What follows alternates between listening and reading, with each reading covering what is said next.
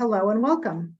I'm Ann Viger, Director of Park Development and Interpretive Services for the Crystal Lake Park District, where I've worked since 1992.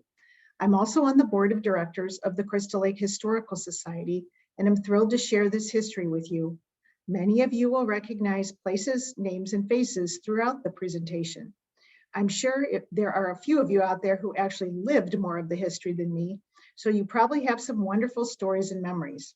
Because we're in this virtual environment, it will be difficult to interact with one another. However, I would love to hear your memories and add information to this presentation in the future. The presentation is organized basically as a chronological timeline, although throughout the presentation, I will interject some information about people, places, and events. This presentation was compiled with research and records from the Crystal Lake Historical Society and the Crystal Lake Park District. If you have comments or additional information on anything presented, feel free to email either organization. I'll post all of the contact information at the end of the presentation. So the history of the Crystal Lake Park District really begins right here at the shoreline of Crystal Lake. In 1835, Ziba S. Beardsley arrived at the shores of our lake and commented that, quote, "the waters were as clear as crystal. Our lake now had a name." Our little town began to grow in the decades following Ziba's exclamation. Charles S. Dole purchased his South Shore property, and in 1873, he acquired rights to run commercial ice houses. Dole built a total of 12 ice houses, the largest of which was near today's Gate 7. Dole owned the area now known as Main Beach. As early as the 1870s, Dole allowed residents to use his property for picnics, swimming, fishing, and boating. He even provided the boats. Dole deeded his ice house property in 1898 to John S. Field of Chicago, president of the Knickerbocker Ice Company. In the interest of keeping the water pure for quality ice, the company served up notice that anyone trespassing on the lake would be prosecuted. Meanwhile, in 1863, the land along Crystal Lake's North Shore was being purchased as private property by several wealthy landowners. Some landowners, such as Mr. Prickett and Mr. Leonard, erected large resort hotels which attracted well-to-do folks from Chicago and surrounding areas who would take the trip to relax and enjoy a summer season frolicking on Crystal Lake. After a near-decade feud with the ice company and fear that parts of the lakefront were going to be sold off for private use, depriving public use of the lake, Crystal Lake's Mayor Goodwin appointed a committee of notable citizens to review a land proposal provided by the ice company. Mr. Pierce, one of the attorneys, also spoke to the group about the possibilities of establishing a park district, which was an option granted by state law. Park districts had begun forming in Illinois as early as 1893, with Springfield, Quincy, Peoria, and Dixon being the first formed. By 1930, over 60 districts had been formed. On November 19th, citizens approved formation of a park district with a vote of 1,086 in favor and 92 against. After a series of legal proceedings, the Crystal Lake Park District purchased the land now known as Main Beach. 5 community-minded and influential men were unanimously elected as the first Park Board of Commissioners and were sworn in on November 22nd, 1921. John Flotow was the owner of the United Cigar Store business on North Main Street for 23 years. He served as city clerk of the combined villages of Crystal Lake and Nunda for 15 years.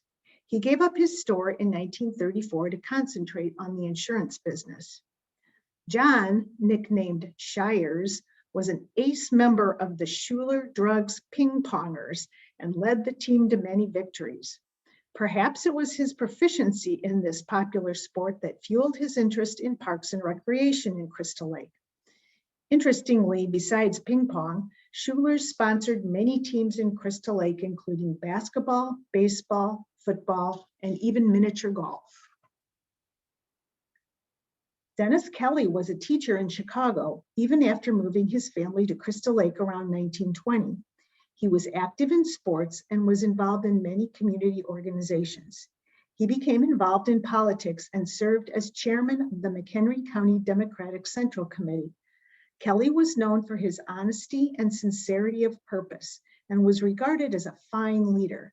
He moved back to Chicago in 1935, where he died suddenly 2 years later at the age of 58.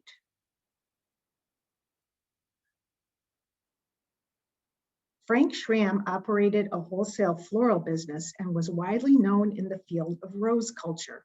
He developed many new types of roses and held several patents. One of his patents was for the Mayreen rose, which he named for his daughters. He owned 6 greenhouses on the north side of Crystal Lake Avenue, just west of Elmhurst Avenue, and shipped blossoms every day in season to all parts of the US. Perhaps it was Frank's appreciation of natural beauty that drew him to help save the lakefront. Paul Rosenthal was a Crystal Lake native and worked in his father's business, Rosenthal Lumber and Fuel, becoming chairman of the board. He was an officer and stockholder of the United States Bank at the time of the stock market crash. He was active in community and county affairs and sponsored many sports leagues. He was instrumental in organizing and popularizing baseball in the early 1900s, managing and playing catcher for the semi-pro Lakers. He also served on Crystal Lake's first volunteer fire department. Benno Raue learned the jewelry trade in his native Germany and opened a business in the Fry hardware store on William Street in 1893. He served as mayor of Crystal Lake at the same time he was serving on the Park District Board. He also served on the school board for 30 years. It's an understatement to say that Ben was active in his community. He coached his children's sporting teams, played in the local orchestra, and served as a director of Home State Bank. After the death of his youngest daughter, Lucille, funds from the estate were donated throughout town, including the Raue Center for the Arts, the Colonel Palmer House Restoration Association, and First Congregational Church. The family home was donated to the historic downtown district of Crystal Lake and is now used for the organization's offices. A year after the purchase of the lake park, Mike Fitzgerald was hired as a concession provider and caretaker. Mike was born in Ireland in 1880, but came to the US with his family as a youngster. Mike was friendly, hardworking, and well-liked. His responsibilities were mowing the lawn, keeping the park clean, supervising activities at the recreation building, and keeping order. He spent more than 2 decades in this position and was one of the best known and well-loved people in Crystal Lake. A typical Sunday in 1923 would give locals an opportunity to enjoy the sunshine and cool breeze coming off the lake. Families and friends would stroll the grassy banks while catching up on the latest headlines of the day.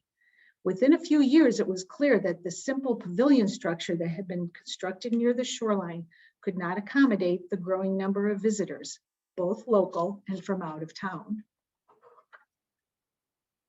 The Park District hired architect Frederick Stanton to complete a design for the new recreation building and bathhouse. The building opened in the summer of 1926 and was comprised of a large activity space complete with a player piano, concession and locker rooms, and men's and women's lavatories. A grand opening celebration with a water carnival, dancing, and fireworks was held in July. The Lake Park, as it was then known, immediately became the setting for celebrations, carnivals, boat races, and even a bathing beauty contest. At the park, bathing suits could be rented for 25 cents, lockers for 10 cents, and towels for 5 cents. The lunch stand dispensed coffee, sandwiches, cigars, and cigarettes. Fortunately, we have these wonderful postcard images from the 1930s and 40s to depict life at the lake. Many improvements to the surrounding road and land were made during this time, including the draining and filling of a swampy area to allow for parking, the planting of trees, and installation of park benches.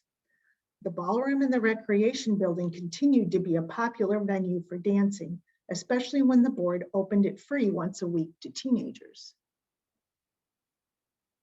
Perhaps the most spectacular and unbelievable feature of the park in the last 100 years was the construction of a towering water slide in 1931. Presumably, swimmers would rent an inner tube from concessionaire Mr. Six, climb the stairs, then slide down into the shallow water. In 1935, the slide was lowered and became a toboggan slide for winter use. The transformation was handled by William Brudigam and Company. Brudigam was a blacksmith and a member of the Crystal Lake City Council at the time. Floodlights made night tobogganing possible, but the slide proved dangerous and was dismantled in the 1950s. Fred Morgan was promoted to park superintendent in 1937, replacing Mike Fitzgerald when illness forced him to retire. Fred cared for park properties as though they were his own. He did the manual labor, trimming bushes, mowing the grass, and keeping the building and beach spotlessly clean. He also worked long hours, keeping the recreation building open evenings and weekends for meetings, parties, dances, and other events. He supervised skating and tobogganing in the winter and swimming in the summer. The youngsters liked him and followed his rules. Fred was a veteran of World War I and served a term as commander of American Legion Post number 171. Fred died on the job in 1957 while tending to work in the maintenance garage. A flagpole was erected in his honor at Main Beach. Today, there's a new flagpole in its place, but the plaque remains at its base. Up until now, the entire Crystal Lake Park District consisted of the Park at the Lake, which was later named Main Beach. However, as early as 1910, residents were expressing a desire to preserve property owned by the Walkup family on the east side of Walkup Road. A one-room schoolhouse overlooked the pond.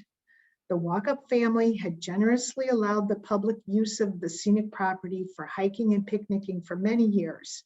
Baseball games were regularly played on the diamond long before it was public property. 130 acres of Walkup Woods was sold and privately developed as a golf course in 1923. The entrance to Oerkfitz Lodge was on North Main Street near the intersection of today's Route 176. The course was active and popular for about a decade, boasting a bent grass green on hole number 2. The owners managed to convince noted golfer Chick Evans to play the course in 1924. Evans was the most famous golfer of his day, having won both the US Open and the US Amateur Tournament in the same year. When he played in Crystal Lake in 1924, he had won the Western Amateur the previous 4 years in a row. Oerkfitz Lodge closed in 1935, in large part due to the Depression and a declining interest in golf. In 1939, voters approved the purchase of the property by the Crystal Lake Park District for $20,000. Besides golf, baseball and softball figured in the history of Walkup Woods. A baseball field is obvious in this 1939 photo. Walkup Woods was renamed Veteran Acres Park in 1946 to honor soldiers returning home from World War II. Vets Acres, or VA, became the home of countless carnivals, fundraisers, concerts, tournaments, powwows, races, and even fireworks. Its rolling hills, oak forest, and hill prairie are the perfect setting to hike and picnic. And let's not forget winter sledding and ice skating on the pond. There are countless names and faces of people who have nurtured, maintained, and celebrated Veteran Acres over the decades. It's impossible to recognize them all, but since you may have noticed a recurring theme of baseball at VA, I thought I'd highlight a few of the influencers of their day. Frank Repp owned Frank's Barber, Toy, and Hobby Shop in downtown Crystal Lake for 36 years. He was a World War II veteran, a member of Emmanuel Lutheran Church and American Post 171. and president of the Crystal Lake Babe Ruth League. Kids were the core of Frank's life. He founded Little League Baseball in Crystal Lake and was an active sponsor of Little League and Babe Ruth for many years. The mayor proclaimed July 3rd, 1983, Frank Rep Day, and on that day, the baseball diamond at Veteran Acres was named in his honor. Mickey's son was a multi-sport athlete in high school and played for the Crystal Lake Boosters baseball team for 10 years. A great supporter of recreation, he served on the Crystal Lake Park Board of Commissioners for 24 years. His twin daughters, Mary Peacock and Pat Philpott, were both lifelong supporters of local baseball. The Mickey Son Baseball Complex at Lippold Park is named in his honor. For 30 years, Jim Sabo was a leader in the Crystal Lake Babe Ruth baseball, who called Frank Rep Field their home. Jim believed in helping kids fall in love with the sport, no matter their financial situations. He said, quote, "There is always a place for anyone who wants to play baseball." He was a founding member of the McHenry County Youth Sports Association and was inducted into their Hall of Fame. Getting back to our timeline, in 1954, residents passed the first tax referendum that would fund year-round public recreation in Crystal Lake. Sam Basin was hired to lead the new recreation department. One of the first organized recreation activities was the summer playground program. In cooperation with School District 47, the Park District ran children's programming each summer at 4 schoolyards. By 1958, programs included adult archery, a horseshoe club, adult band concert, fly casting, volleyball, Little League baseball, and men's softball leagues. Now's a good time to emphasize the importance of community and service organizations over the decades. Even before the Park District was founded, American Legion Post 171 was holding an annual festival at the Lake Park. The JCs, VFW, Odd Fellows, Rotary, Kiwanis, Lions, and Moose have all hosted community events and even built facilities for the Park District. From the 1960s into the 2010s, the Miss Crystal Lake pageant was a pretty big deal every spring. The pageant itself changed over the decades, sometimes including a bathing suit and evening wear competition, question and answer portion, Miss Photogenic, and talent performances. Young ladies were responsible for finding local sponsors to assist with their expenses. The girls gained public speaking experience, stage presence, and poise throughout the pageant preparation and beyond. As interest in the competition diminished over time, the pageant was discontinued in 2013. Jim Oerkfitz, a graduate of Crystal Lake Community High School, came to work for the Crystal Lake Park District in 1962 after serving in the U.S. Navy and Army for 8 years. By 1963, he was the head groundskeeper, and in 1966, he was promoted to Director of Parks and Recreation. Over the next 5 years, Jim grew the recreational activities provided by the Park District, keeping pace with the rapidly growing community. He was energetic, jovial, and well-liked by the public. And as you can see from these photos, he was not afraid of publicity. After leaving for a career in private industry, Jim returned to the Park District in 1976, where he oversaw rapid expansion of Park District land holdings. Jim left the director's post in 1985, but later served on the Park District Board of Commissioners from 1993 to 1997. In the early 1960s, the Crystal Lake Park District still consisted of only 2 parks, Main Beach and Veteran Acres. The community was on the verge of a long period of population growth. Home builders began to purchase large tracts of farmland for building subdivisions. Families who bought these new homes needed parks for their children. Developers donated parcels to the Park District to build playgrounds, ball diamonds, and other recreational amenities. Beginning in 1963 with the Park District's 3rd park, Coventry Park, over 1,200 acres of land was added to the system in 33 years. much of it via the city's land donation ordinance. Coventry Park was adjacent to Coventry Elementary School and was later swapped with District 47 for Four Colonies Park. Sometimes it's a blessing in disguise that a referendum for development fails. In 1963, after being approached by residents, the Park District proposed and ultimately failed at a public referendum that would have built a 9-hole lighted golf course at Veteran Acres.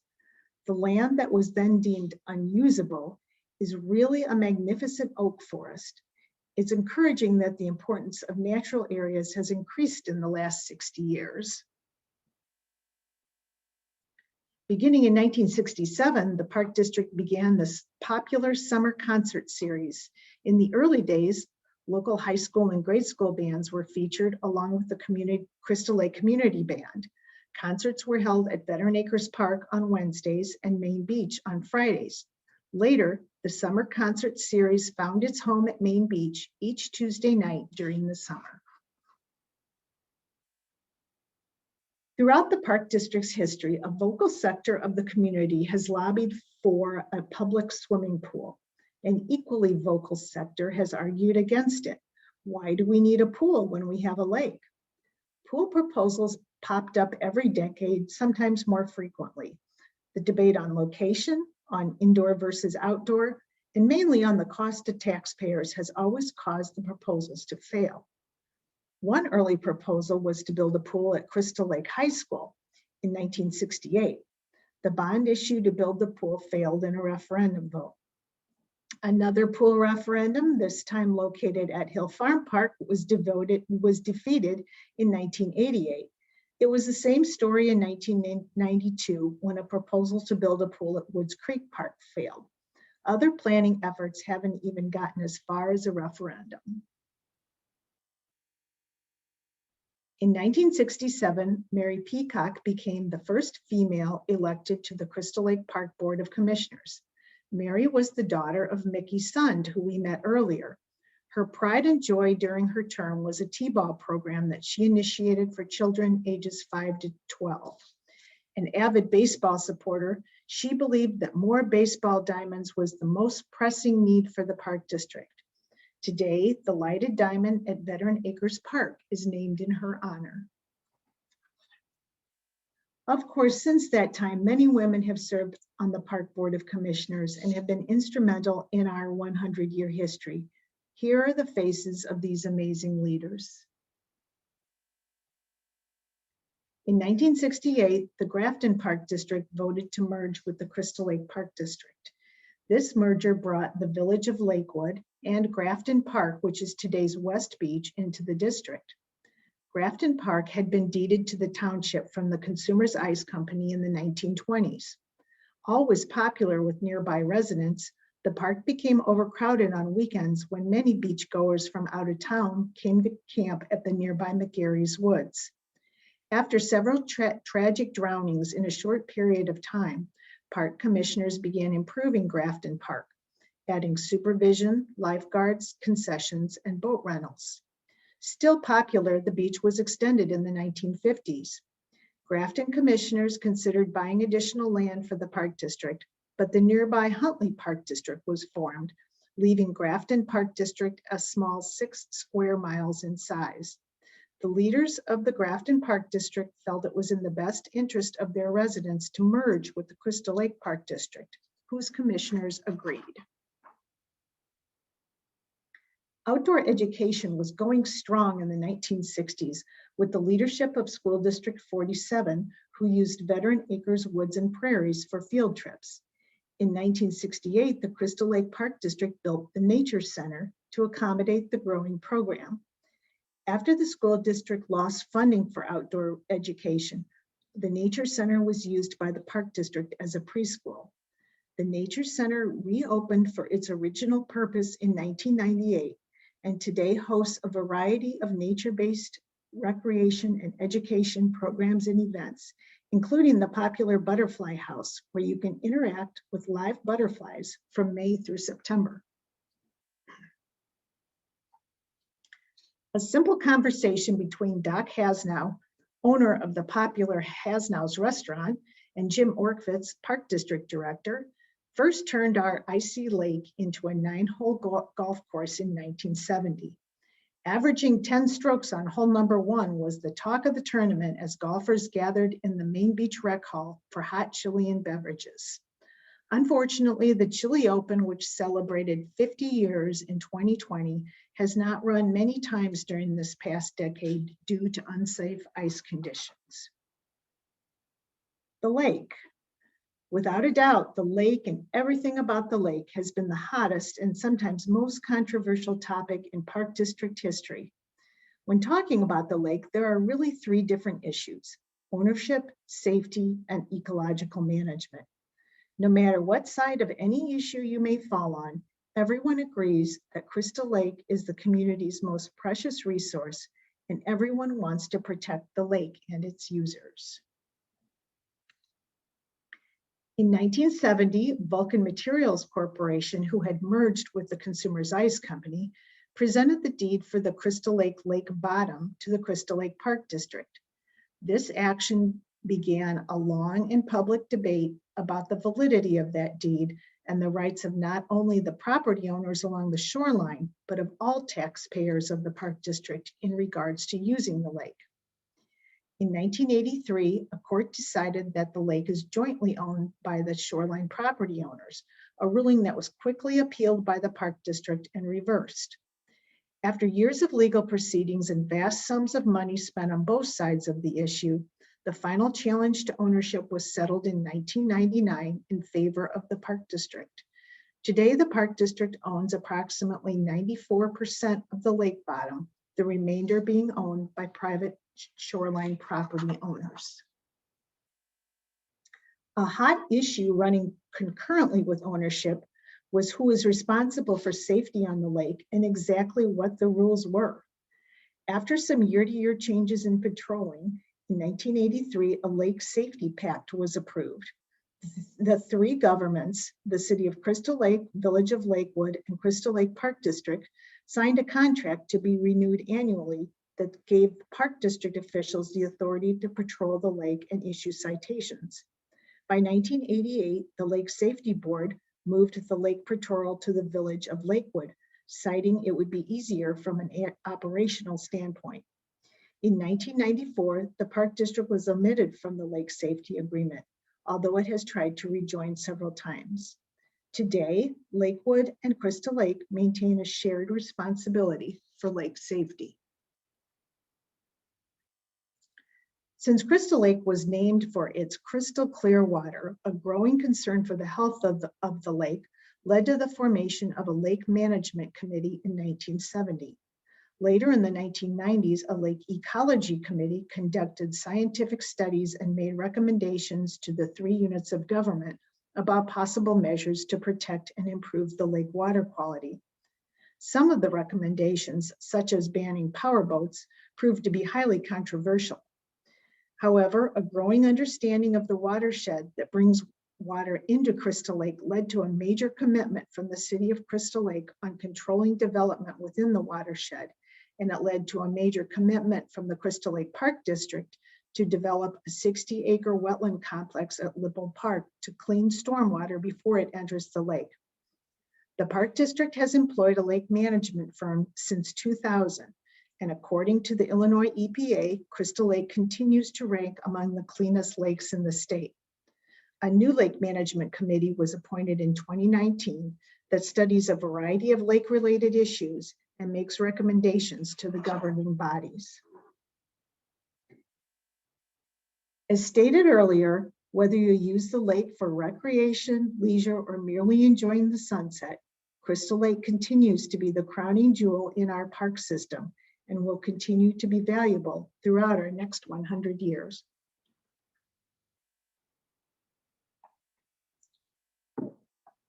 In 1980, the Crystal Lake Park District embarked on a multi-year run as host of an increasingly popular sport, triathlons.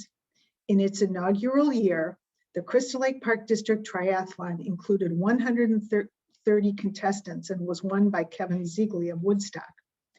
Participation in the triathlon grew tremendously in the next years as contestants came from all over the Midwest to participate. A decline in interest, as well as increased concerns for safety, caused dropping the bicycle portion of the race in the 1990s. A new half marathon format proved popular until 2018, when it also ended due to safety concerns with having runners on busy roadways. The popularity of tennis exploded in the 1970s, and in 1982, the Park District purchased the Racket Club, a 10-year-old private tennis facility on Route 31. The acquisition was met with some friction since the board made this decision without resident input. The Racket Club has been home to many prominent tennis leagues and tournaments and has developed partnerships with District 155 and McHenry County College. Lessons, leagues, tournaments, and fundraisers keep the club active year-round. In the 1980s, the Park District began offering extended time, a before and after school program to provide child care for families with working parents. ET was developed in conjunction with School District 47, who provide the school space for recreational and educational activities for students. The Crystal Lake Park District ET program was revolutionary in the field and has been widely copied throughout the state. Today, Extended Time operates out of 9 schools and provides nutritious snacks, activities, and homework help for 500 students. Beginning casually in an outdoor setting at Veteran Acres Park, the Park District preschool program began in 1984. Tot Time Preschool moved inside to the newly emptied Nature Center in 1986, becoming more structured and more popular as the years went by. By 1997, the former residence at Hill Farm Park on Barlina Road was remodeled into a preschool facility, and the Barlina House Preschool was born. Now, you might be wondering where the name Barlina came from. In 1960, Ivan Hill, an advertising executive, bought the dairy farm and moved his family from Winnetka. Ivan continued to commute to Chicago for work while a farm manager handled the day-to-day operations, including the care of 96 Holstein cattle. Joan Hill managed the farm's finances. The Hills named their farm Barlina after their 3 children, Barry, Lisa, and Nina. Hill sold the farm in 1969 to a residential developer who donated it to the Crystal Lake Park District in 1972. Celebrating its 35th anniversary last year, the Cardboard Cup Regatta has been a relished tradition for Crystal Lake. The Crystal Lake Yacht Club approached the Park District about creating a competition featuring cardboard boats and duct tape. The boat entries have been as many as 150, with 14,000 spectators watching from the shoreline. The focus of this annual event is to raise money for local charities. The summer playground program morphed into Young Explorers Day Camp in 1985. Loaded with swimming, hikes, arts, crafts, theme days, and field trips, the program fills summer with activities and learning. Over the decades, many students have returned as camp counselors or have registered their own children for the camp. Kirk Reimer began mowing grass for the Park District during summers as a high school student in 1972.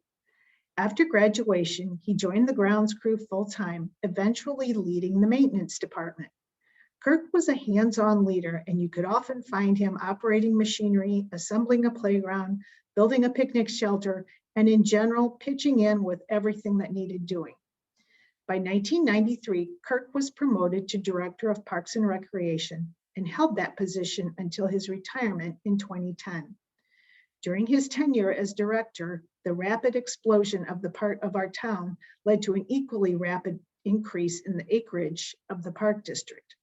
At the time of his retirement, after 38 years of service, it was noted that, quote, "There is no better example of someone who leads by example." Today's Lippold Park was purchased in several phases, beginning in 1968 from the Lippold family, who were dairy farmers for 3 generations. Since the property is located in the watershed of Crystal Lake, its 60-acre wetland and pond complex play a vital role in purifying water from surrounding agricultural fields as it drains into Crystal Lake. The Lippold family moved to Crystal Lake in 1917. They eventually acquired 3 large tracts of land totaling 570 acres. The Lippold's large dairy farm was one of the most successful farms in the area. In addition to farming, the Lippolds were very involved in their church, the Ridgefield Presbyterian Church, as well as numerous community organizations. Ludwig was an early member of the Board of Education when the Community High School District was formed, serving from 1920 to 1938. The high school was an institution dear to his heart. He was often quoted as saying, quote, "We can't do too much for the public schools." According to his obituary, Ludwig Robert Lippold was one of the most successful farmers in the vicinity. He had an unusually fine character, and his reputation for honesty and fair dealing was above reproach. He always took the time for social, civic, and religious life of the community. Over the last 50 years, the Park District developed Lippold Park into a 309-acre sports complex with facilities for just about every athletic interest, including hiking trails, softball and baseball fields, football, lacrosse, and soccer fields, a golf center, a disc golf course, a dog park, a skate park, batting cages, sand volleyball, and a playground. The Art Bonkoski softball complex features synthetic infields and is home to the ever-popular adult softball leagues. Lippold Park is one of the finest sports complexes in the state and draws athletes from near and far. Since 1993, youth baseball players from around the world have descended once a year on Lippold Park as they bring hopes and dreams to become international champions. This highly competitive baseball championship, organized by the McHenry County Youth Sports Association, features teams from Brazil, Japan, Puerto Rico, Guam, and New Zealand, just to name a few. The international teams spend about 2 weeks with local host families who open their homes and hearts to these players. Besides drawing the best of youth baseball to Crystal Lake, this tournament brings millions in revenue to the area. In the early 90s, 2 volunteer-built playgrounds were erected at Woods Creek Park in Main Beach, organized by a nonprofit community group named Operation Playground. Each playground was designed using input from the community, especially children, and was built in 5 days entirely by volunteers. Hundreds of people of all ages and abilities showed up each day to lend a hand. Both playgrounds lasted for more than 20 years before needing replacement and provided hours of fun for thousands of children. In 1994, Wingate Prairie in Veteran Acres Park and Stearns Woods and Fenn received the state's highest level of protection when they were dedicated as Illinois nature preserves.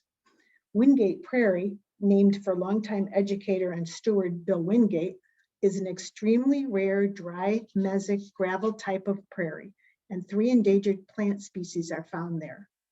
Stearns Fen is an extremely rare graminoid fen, which supports 10 state-listed endangered or threatened species. Both nature preserves are routinely burned to eliminate invasive species, and both have active citizens performing maintenance. In 1997, a referendum was passed to fund a much-needed renovation of the main beach recreation building. Although the building had several remodels over the years, the time had come for a major facelift. The original part of the building was kept largely intact, with repairs made to plaster, floor, and windows. The wings on each end of the building were largely demolished and rebuilt to hold modern, handicap-accessible restrooms and concession areas, as well as office space for beach staff and lifeguards. The asphalt shingle roof was replaced with clay tiles to bring historical accuracy back to the building. Located on the west end of Lippold Park, the Golf Learning Center opened in 1997. Lessons by local golf pros and instructors offered enthusiasts an opportunity to really improve their game. Construction began in 2003 to add a 2-course, 36-hole miniature golf course. With the addition of the mini golf course, the facility was renamed the Lippold Family Golf Center, which has been enjoyed by golfers of all ages and abilities throughout the season. In 1946, the Crystal Lake American Legion Post 171 purchased the Randall House at the corner of Woodstock and Oak Streets and used it as a community center and meeting place. In 1998, the Legion sold their property to the Park District, who renamed the building Park Place. In addition to banquets and weddings, the Park District used the space for senior and teen activities. By 2018, the hall needed many structural improvements to maintain the historic 1926 building. The Park District determined Park Place was not economically viable to maintain and sold the building to a local business entrepreneur. In 1979, with the intention of building a new fire station, the city of Crystal Lake acquired the Colonel Palmer House, which was constructed in 1858. Volunteers of the Colonel Palmer House Restoration Association cared for the historic building for many years. Seeing an opportunity to refurbish the home and bring educational programs and events to the community, the Park District has been leasing the building from the city since 1998. Major renovations were completed by the Park District and by volunteers over the last 20 years. The building is home to the office of the Crystal Lake Historical Society and is used for many programs and events each year. It is the only structure in Crystal Lake that is listed on the National Register of Historic Places. To help accommodate the need for more recreational space, the Park District purchased the Christian Fellowship Church located just west of Lippold Park on Route 176 and renamed it Grand Oaks Recreation Center. The Grand Oaks Active Adult Center, CLPD Academy of Dance, and fitness classes are held here. In addition, the auditorium hosts many special events throughout the year. New to aquatic recreation, playground splash pads grew in popularity and the Park District was ready to serve the community. Having outlived its useful life, the 90s era Veteran Acres Playground was replaced and the Acorn Alley splash pad was added. Residents loved the concept so much that the Park District constructed a second splash pad at Woods Creek Park in 2014. Despite being landlocked, the Crystal Lake Park District is always looking for ways to expand and improve recreational opportunities for residents. Due in part to an aging population, pickleball has become the biggest craze in town. 6 outdoor courts were recently constructed at Sporle Park. Many days last year, there was a line of people waiting for court time. Interest in hiking in nature has exploded in the last year, thanks mainly to the COVID-19 pandemic and the need for safe outdoor activities. For the same reason, fishing is tremendously popular right now, and the number of boat rentals at Main Beach in 2020 were at a record high. Speaking of rentals, the newly remodeled pavilion room in the Main Beach building became the hottest place in town for weddings, up until last spring, that is, when all group gatherings were canceled due to the pandemic. As mentioned earlier, with the increased popularity of pickleball, plans are underway to provide more courts both at neighborhood parks and at the Racquet Club. Another sport gaining popularity is ball hockey, and preliminary plans are in place for construction of an outdoor rink. Designs for new exhibits and remodeled spaces at the Nature Center have been developed and are awaiting funding. Also in its early phases of planning is a new park on Halligus Road on property donated to the Park District by the Village of Lakewood. The COVID-19 pandemic has seriously altered how recreation programs are provided, but time has shown us that the interest is still there. The Park District staff and board are continuing to find ways to accommodate our residents. So what makes us unique? Well, to begin with, we're a land-rich district. With 1,450 acres of land, we provide 2.6 acres of open space for every 100 residents. That's 2.6 times the national average. We have 2 Illinois nature preserves, a lake with 2 beaches, a tennis club with a regional draw, a historic house listed on the National Register of Historic Places, and a nature center with a butterfly house and an impressive 100 years of service to our residents. Parks and open space are vital to the health of the community. Recreational opportunities add to the quality of life of its residents. I'm proud to be part of a community who valued public access to open space so much that 100 years ago, they banded together to form a park district. I'm also proud to be just one of the hundreds of employees, volunteers, and elected officials who have respected that commitment from 100 years ago by dedicating their time and talent to the stewardship of this vibrant organization. Thank you so much for joining us today. And as I said earlier, we would love to hear your stories. Here is some contact information.